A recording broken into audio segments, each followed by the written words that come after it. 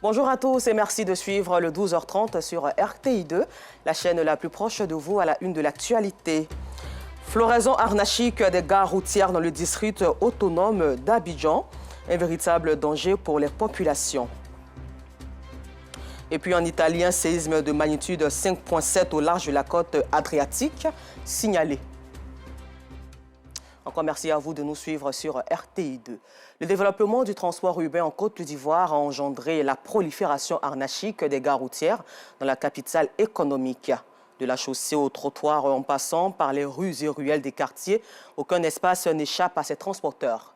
La floraison de ces gares qui contribuent malheureusement au désordre urbain dans le Grand Abidjan ne laisse pas la rédaction de RTI2 indifférente qui a donc attribué un carton rouge à tous ces transporteurs indisciplinés qui installent à tort et à travers des gares routières dans les différentes communes d'Abidjan, Nour-Sangaré, Pagasoro, Koné, de Madangui.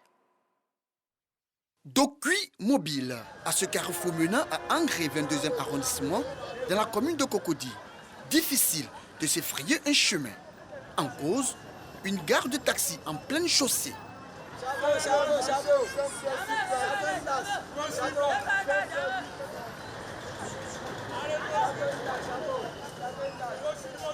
Stationnement anarchique, mauvaise manœuvre, descente incessante des passagers en pleine voie. Bref, à ce carrefour, ce sont les conducteurs de taxis communaux, communément appelés Woro, qui font la loi au grand désarroi des automobilistes. Les chauffeurs, ils garent mal, et voilà, donc ça obstrue la chaussée.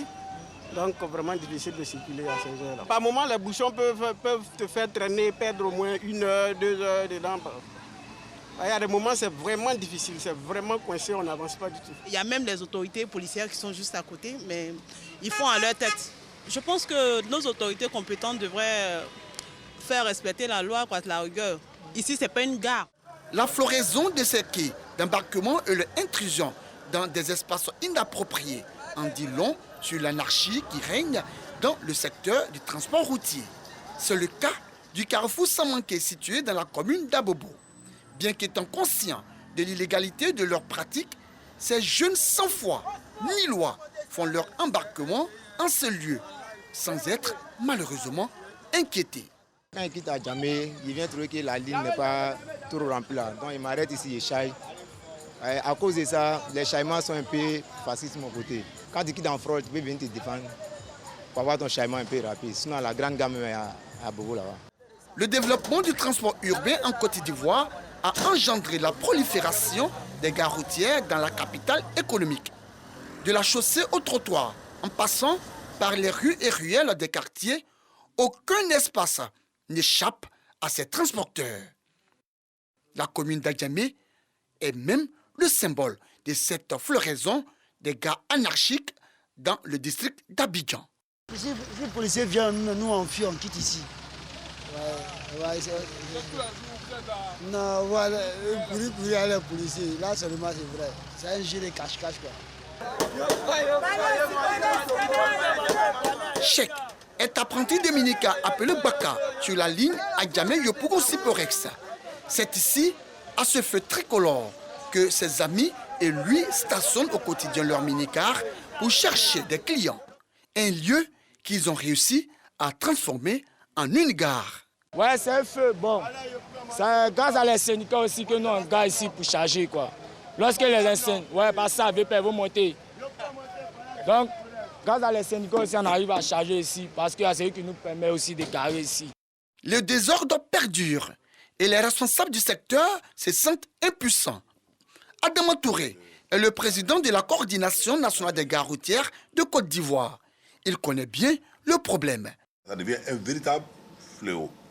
Vous ne pouvez pas aller dans un quartier aujourd'hui, les quartiers les plus exigus même sont devenus vraiment les plus chancelantes en matière de gares. Nous avons été maintes fois interpellés parce qu'en tant que président des gares routières, les populations viennent toujours à notre niveau.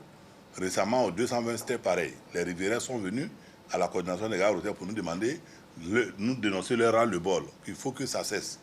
Ils ne peuvent même pas circuler, même quand il y a un incendie, les pompiers ne peuvent pas rentrer parce que les gars, quand ils viennent garer les cars, ils obstruent la voie. C'est pourquoi il attire l'attention des autorités compétentes en vue de faire face au fléau. On ne comprend pas pourquoi les autorités au niveau des municipalités ne font pas vraiment le nettoyage.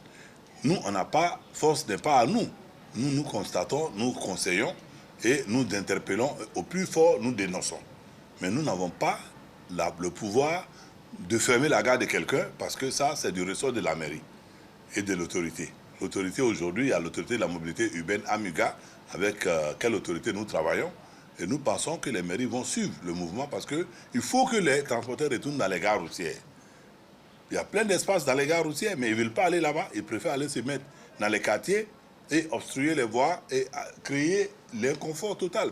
La prolifération de ces gares anarchiques qui contribuent, à n'en point douter, au désordre urbain ne laisse pas la rédaction de RTI2 indifférente.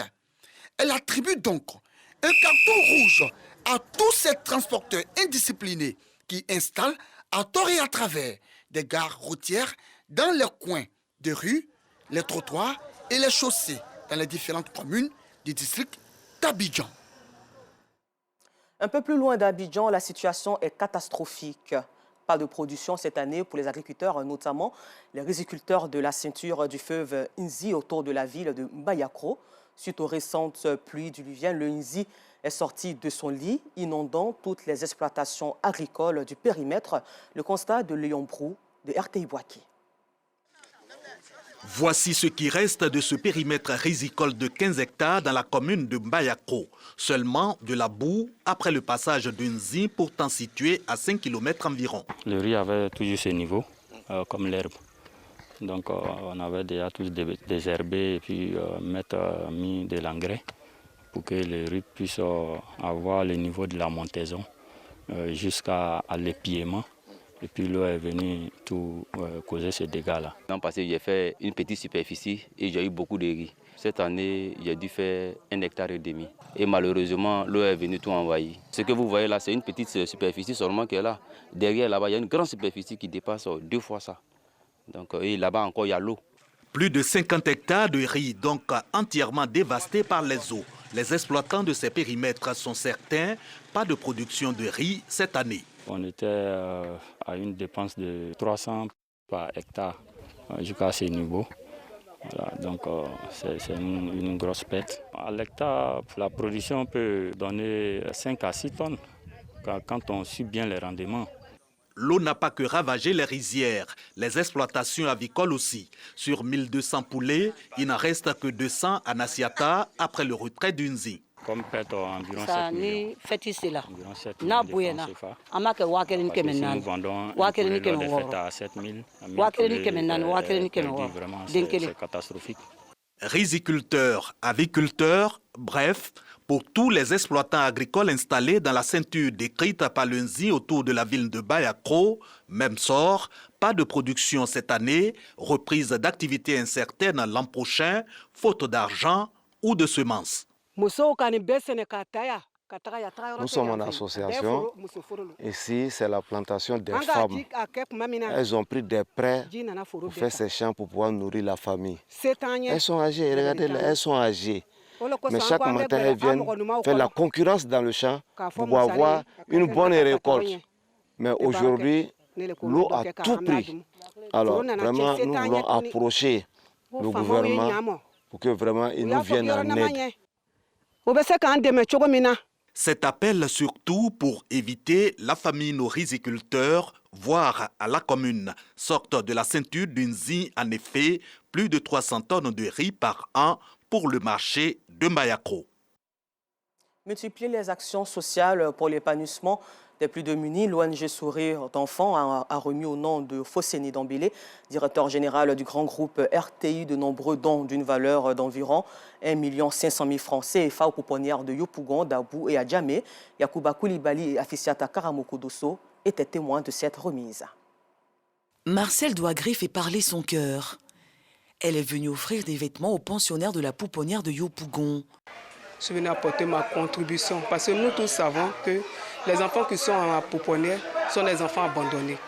Donc même Dieu a dit de venir en aide aux enfants, aux veufs et aux orphelins. Et moi, c'est ma part. Les pensionnaires de la pouponnière de Yopougon sont comblés ce jour. L'ONG Sourire d'enfants emboîte le pas à Marcel Douagré. L'organisation leur a remis au nom du directeur général de la RTI, Fosseni Dambélé, des vivres et non-vivres d'une valeur de près de 1 million de francs CFA. Un don dont a bénéficié les pouponnières de Dabou et d'Adjamé. Je tiens d'abord à dire merci à l'ONG Souris d'enfants et au DG de la RTI qui ont bien voulu faire ce don en faveur des enfants des pouponnières de Côte d'Ivoire. Ces dons vraiment contribueront à soulager un réel besoin au niveau de nos pensionnaires. Dans les pouponnières, nous accueillons des enfants abandonnés, des enfants orphelins de père ou de mère, des enfants dits cas sociaux. Il faut entendre par cas sociaux des enfants dont la mère est malade mentale, ou mais la mère a été incarcérée ou internée dans un hôpital psychiatrique. Les enfants dont les parents n'ont même pas le minimum vital, ceux-là sont admis dans les pouponnières après une enquête diligentée par les centres sociaux et par notre direction de la protection de l'enfant. Le directeur général de la RTI a jugé bon d'apporter du lait, des couches, du nécessaire pour nettoyer le cadre où les enfants justement grandissent et sont éduqués. Et juste pour dire que nous n'avons pas le droit d'être heureux seuls, il faut penser à ceux justement qui n'ont pas la possibilité d'être toujours en joie, et particulièrement les enfants. Une initiative saluée par le représentant du ministère de la Femme, de la Famille et de l'Enfant. Nous venons à la demande de Mme la ministre pour recevoir des dons à l'initiative du directeur général de la RTI qui a mandaté la coordonnatrice de l'ONG Souris d'enfants pour venir avec les bras chargés à l'endroit de nos enfants, de 3 pouponnières. Et ces enfants sont souvent dans le besoin et c'est ce cri de cœur-là que l'ONG a entendu et est venu ce matin nous soulager nos enfants pour qu'ils aient le sourire également comme les autres enfants. Les donateurs du jour comptent étendre leur action de charité aux localités de l'intérieur du pays.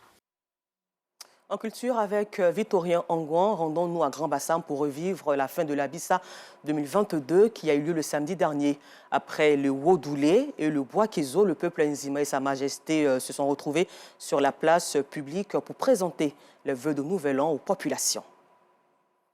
Dimanche, jour consacré à le Wodoulet et le Bois-Kézo, où la purification du peuple et de la présentation des vœux démarre à 2 h du matin.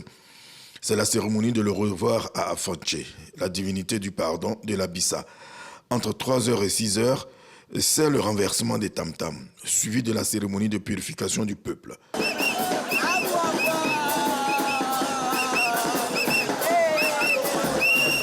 C'est au tour du roi d'aller prendre son bain de purification, en s'accompagnant la reine-mère et les Comelins. Véritable séance d'exorcisme pour dégager le passage et permettre au roi d'avancer.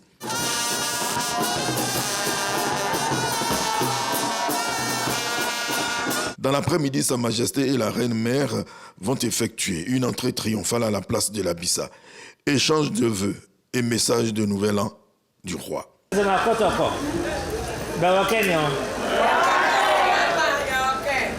Grand-Bassam, au plan physique, est un petit lopin de terre, mais Grand-Bassam, en plus de son poids historique, est grand par les valeurs de paix, de cohésion sociale et de vivre ensemble qu'il incarne, qu'il ne cesse de promouvoir. Ce faisant, nos vœux de bonheur s'adressent naturellement à tout le peuple Nzema Kotoko. Que vive la Côte d'Ivoire prospère, solidaire, fraternelle, ouverte sur le monde et qui fait plus envie que pitié. Le peuple Nzima entre ainsi dans le Nouvel An. 12 mois durant, il va travailler à parfaire la vie socio-économique et politique en tenant compte des critiques révélées pendant la Bissa.